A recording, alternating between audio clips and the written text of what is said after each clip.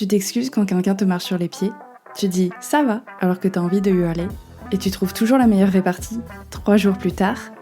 Bienvenue sur Légitime, le podcast des ex-petites filles sages qui ont été formatées bien trop tôt à sourire, être sages et sauver le monde avant leur premier café.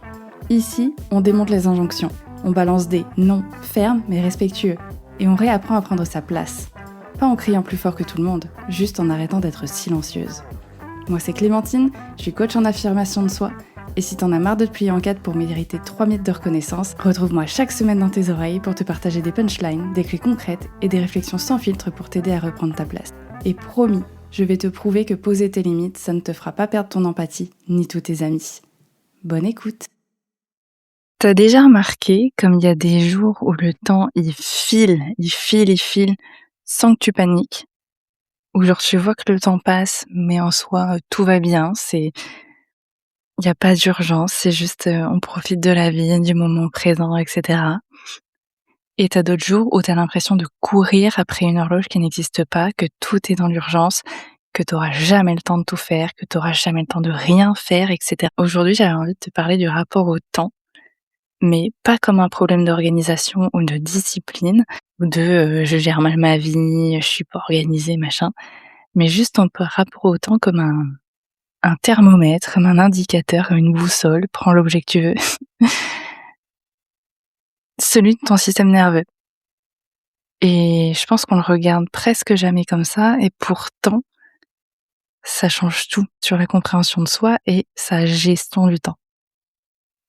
Donc pour ça, je vais te proposer une image qui m'est venue pour avoir fait pas mal d'exercices de régulation ces derniers temps, et de voir que c'est un peu cette image qui revient très souvent pour symboliser le temps, et c'est l'eau. Parce que parfois elle coule, parfois elle est fluide, c'est une petite rivière qui coule paisiblement, parfois elle se met à bouillir, et parfois elle est gelée, parfois c'est un glaçon.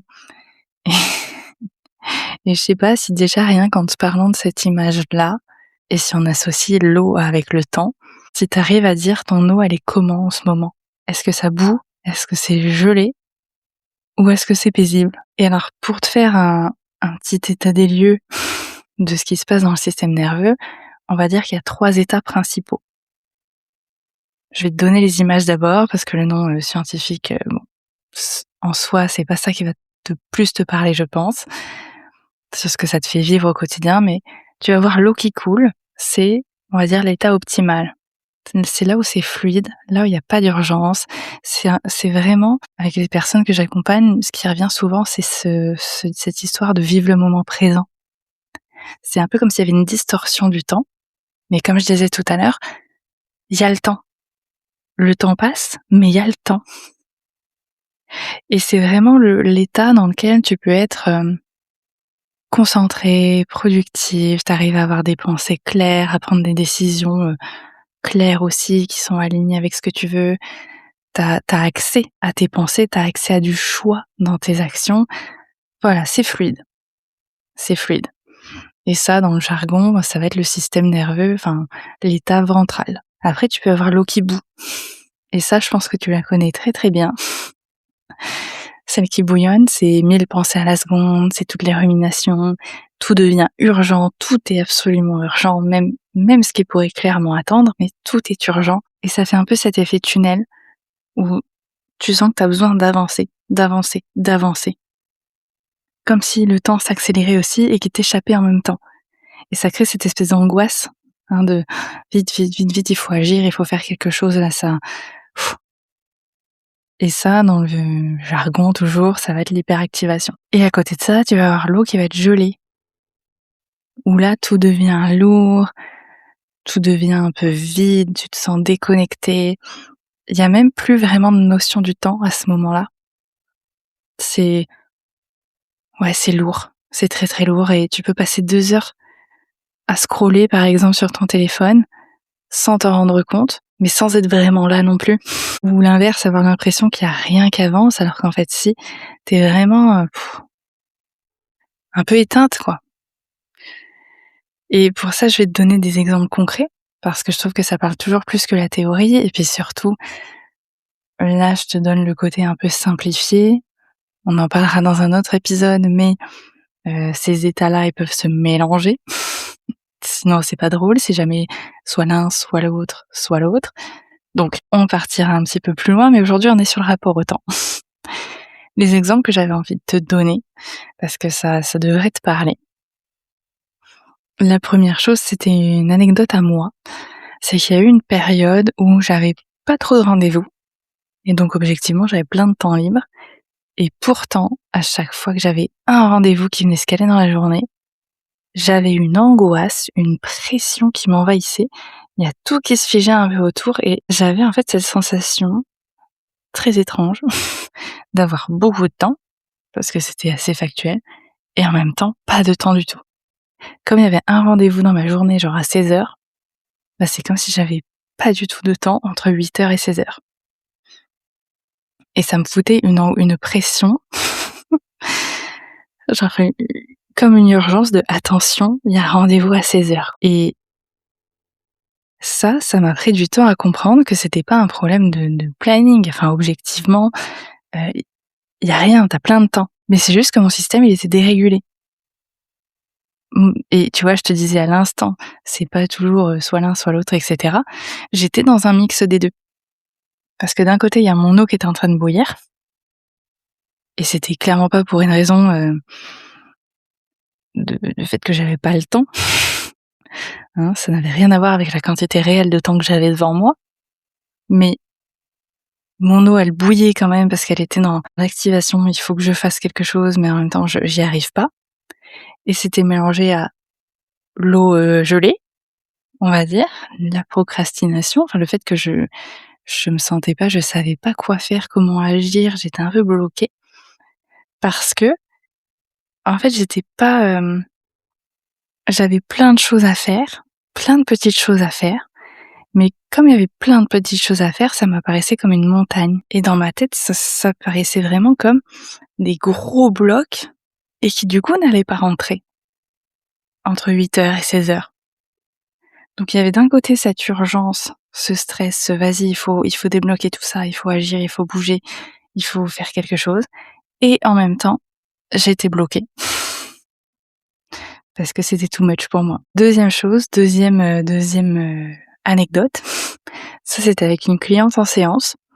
Elle avait une to-do à faire avant les vacances, avant de partir en vacances, et celle-là, ça lui foutait une angoisse pas possible. Elle est arrivée, elle m'a dit: «J'aurai jamais le temps de tout faire». Clairement, je n'aurai jamais le temps de tout faire et c'est la panique et ça crée une panique de ne pas avoir le temps. C'était pas en mode: «Bon, j'aurai pas le temps, tant pis». Non, c'était panique à bord. Donc on a fait un exercice pour se réguler et 2 minutes après, 5 minutes après, parce que pour le coup, c'était vraiment un exercice, assez simple, son corps, il s'est détendu, sa respiration était beaucoup plus ample, enfin on voyait que ça s'était posé et elle m'a dit: «Mais en fait, j'ai largement le temps». Elle m'a dit: «Parce que finalement, sur ma to-do, il y a un truc qui vraiment doit être terminé avant de partir, mais le reste sur ma liste, c'est des trucs que j'ai choisi de mettre en plus. C'est des choses qui me font plaisir, c'est des choses que j'ai envie de faire, mais je peux aussi choisir de les enlever. C'est pas prioritaire finalement». Et tu vois, en soi, il y a rien qui avait changé sur le papier. Sa liste, elle était identique, hein. C'est juste que dans son corps, tout avait changé et son rapport au temps a changé. Avant, quand elle est arrivée, c'était l'urgence, c'était ce tunnel-là. Elle avait la respiration qui allait vite et tout. C'était, enfin, qui allait vite et en même temps qui était un peu saccadée, un peu coupée. Et juste après l'exercice, ah ben ça respire, ah je retrouve du choix, je retrouve de l'espace mental, je retrouve de la légèreté, ça arrête de ruminer, ça pose. Et là, du coup, il y a les bonnes idées ou les bons choix, les bonnes actions qui m'apparaissent. Et en fait, c'est pas magique. Mais c'est juste que le système s'est régulé et que ça lui a permis, c'est vraiment ça le principe d'un système régulé, de retrouver du choix et de l'espace mental pour faire le tri. Ça a dissipé le brouillard en fait. Donc ici, je peux pas te donner une solution clé en main parce que ça n'existe pas, c'est contre-productif. C'est important de faire au cas par cas parce que, comme je te le dis, ça peut être des mélanges et donc on va pas faire la même chose. Tout est très personnel et en fonction de la situation. Mais déjà, Je t'invite à utiliser ton rapport au temps comme un thermomètre, pas comme un bulletin de notes sur tes capacités à t'organiser, pas comme encore une bonne raison de venir te dire à quel point t'es nul parce que tu ne sais pas gérer ton temps. Non, juste de prendre ça comme une information sur dans quel état est mon système aujourd'hui ou maintenant, là tout de suite. Et si l'urgence elle monte, si ton eau elle commence à bouillir, le réflexe c'est pas faut que je sois plus productive. Parce qu'en fait, tu vas juste continuer à nourrir cette eau qui bout et ça va finir par déborder. Moi qui adore les métaphores, là, je pense qu'on est là, on est bon, on est bon. Mais déjà, dans ces moments-là, et j'ai envie de dire que tu sois en train de bouillir ou que tu sois gelé, mais c'est de se poser. Ok, qu'est-ce qui se passe là? Dans mon corps, là maintenant, qu'est-ce qui se passe? Concrètement. Si tout devient lourd, si tout est gelé, alors le but c'est pas forcément de tout arrêter, de te reposer complètement, mais c'est pas de se botter le cul non plus, c'est peut-être d'essayer de faire des petits mouvements. Ou de te dire, j'essaie de bosser 1 minute et on verra ce qui se passe. Et si ton eau elle est cool, elle est fluide, elle est tranquille, savoure, kiffe, ancre. C'est un état à cultiver. C'est pas un état que tu chercheras toujours à avoir parce que c'est pas l'état le Saint Graal, mais quand il est là, prends-le, savoure, accepte, regarde à quel point là il n'y a pas d'urgence. Et je t'invite à observer. C'est un exercice que j'ai donné récemment à une cliente.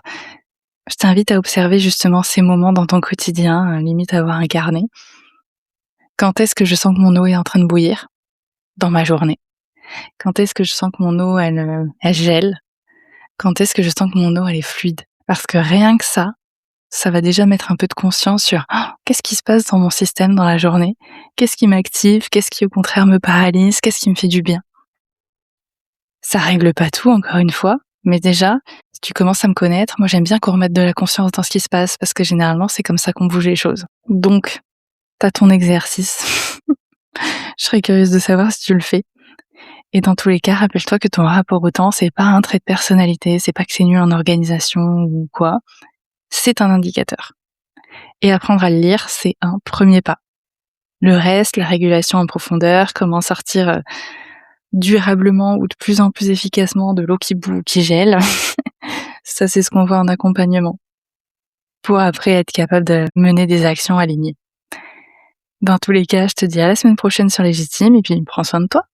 Merci beaucoup d'avoir écouté cet épisode et s'il t'a aidé, s'il t'a intrigué, si tu te poses des questions, je suis curieuse, viens me le dire sur Instagram. Promis, je mords pas et c'est toujours un régal d'échanger avec vous. Et si tu veux soutenir le podcast, m'envoyer du love ou aider d'autres petites filles sages qui en ont marre de passer leur temps à sauver le monde, tu peux laisser un avis et des étoiles sur Apple Podcasts et Spotify, ça me fera très plaisir et puis ça aidera Légitime à se faire connaître et aller encore plus loin.